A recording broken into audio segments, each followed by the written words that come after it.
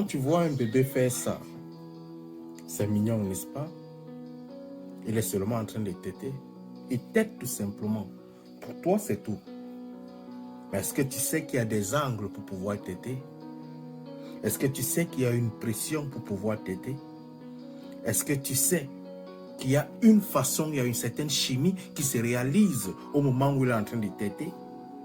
Est-ce que tu sais que le contact physique avec sa maman, il est en train de humer une certaine odeur qui va faire en sorte qu'il sera capable de pouvoir repérer sa mère au milieu de 1000 personnes?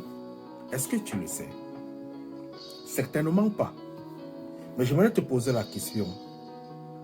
Cette intelligence que cet enfant utilise à l'heure actuelle pour pouvoir passer à cette science, pour pouvoir faire cette physique, pour pouvoir faire cette mathématique, pour pouvoir faire cette chimie, il a pris ça où?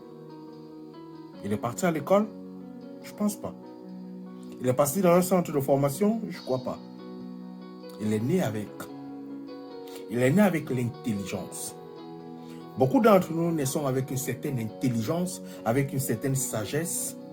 Mais lorsqu'on arrive dans le monde nous transforme. On rentre dans le système éducatif qui modifie notre façon de voir la chose. On entre dans une société qui modifie notre façon de voir la chose. On entre dans une famille qui modifie notre façon de voir la chose. Est-ce que tu sais que tu n'es pas né pauvre? Dès le ventre de ta mère, tu es né avec les 5 doigts, les 10 doigts. Tu es né avec les mêmes pieds. Sauf l'handicapé est né différemment. Mais un enfant qui est né chez le riche, il est riche aujourd'hui. Il y a l'autre qui est né chez les pauvres, il est pauvre aujourd'hui. Il y a un qui est né dans un village où il y a les chics, il a beaucoup de chics aujourd'hui. Un autre est né dans un endroit où c'est propre, il est propre aujourd'hui. L'environnement de vie d'une personne est ce qui te fabrique. Si tes parents décident de t'enlever de la pauvreté, dès la naissance, on t'enlève là où tu es, on te met dans un centre où il y a des riches, tu as l'opportunité et beaucoup de chance d'être riche.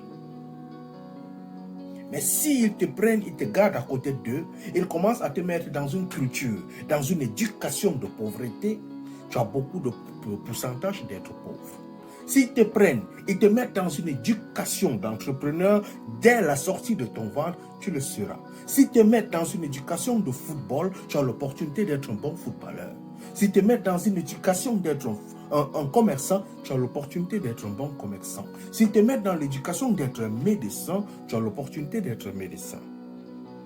On n'a pas fait erreur de dire que ce que le père a, la plupart des temps, c'est ce qu'il transmet à ses enfants. S'il a la pauvreté, il risque de transmettre la pauvreté. S'il a la richesse, il risque de transmettre la richesse. Mais puisque tu ne savais pas que c'est toi qui transmets la pauvreté à tes enfants, c'est toi qui transmets la richesse à tes enfants, c'est toi qui transmets des ondes de progression à tes enfants, c'est l'école, c'est le milieu qui les transmet cela. Qu'est-ce que tu es capable de faire aujourd'hui où tu sais que toi tu as échoué et tes enfants doivent réussir? Il est bien qu'on se pose cette question aujourd'hui, nous Africains. Nous avons échoué. L'école chez nous est un échec. L'argent, nous n'avons pas, nous sommes nés pauvres.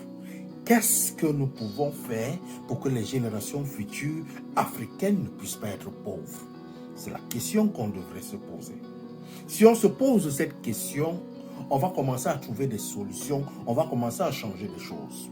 Changer les choses veut dire changer l'environnement d'affaires en Afrique, veut dire changer le système éducatif en Afrique, veut dire changer les comportements en Afrique, veut dire changer les mentalités de colonialisés que nous sommes, changer les mentalités de pauvreté qui nous envahissent.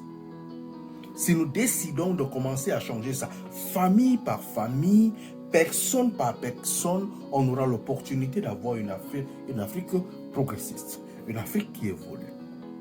Chaque père, lorsque tu mets un enfant au monde aujourd'hui, au moment où il est encore en train de téter, au moment où il est dans le ventre, pose-toi une question.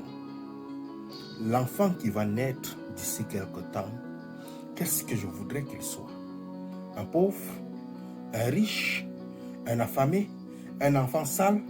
Ou quel type d'enfant j'aimerais que mon fils soit? Quel type d'enfant j'aimerais que ma fille soit?